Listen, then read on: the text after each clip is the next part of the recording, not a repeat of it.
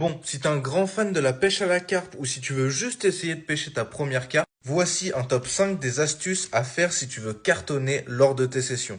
Bon, c'est pas une banalité, hein, mais par exemple, sur les sessions de nuit, moi ce que je recommande, c'est de pêcher en bordure. Alors tu vas arrêter de lancer à 50 mètres. Souvent, les carpes en pleine nuit viennent s'alimenter à 2-3 mètres du bord, bien sûr suivant comment le plan d'eau est fait. Du silence, une ligne courte, et tu peux dérouler. La deuxième astuce, et celle-ci beaucoup l'oublient, c'est de gérer la dimension, le diamètre de son fil par rapport à là où tu pêches tout simplement. Par exemple, sur une eau plate et très claire, tu peux privilégier un fil un peu plus fin pour qu'il soit tout simplement moins voyant dans l'eau. Et si au contraire l'eau est trouble, ventée, etc., eh ben, tu peux utiliser du nylon un petit peu plus gros. Après, il y a énormément d'autres facteurs, mais en général, moi, c'est ce que je préconise. La troisième astuce, c'est un amorçage ou un pré-amorçage intelligent. Ce qui veut dire que tu vas pas juste arriver sur le poste et balancer plein de billes, 5 kilos, machin. Il faut vraiment s'adapter et essayer de comprendre le poisson. Des fois, il est dans une phase où il va s'alimenter, mais en très petite quantité. Les débutants, la plupart du temps, ils essayent de mettre le plus grosse quantité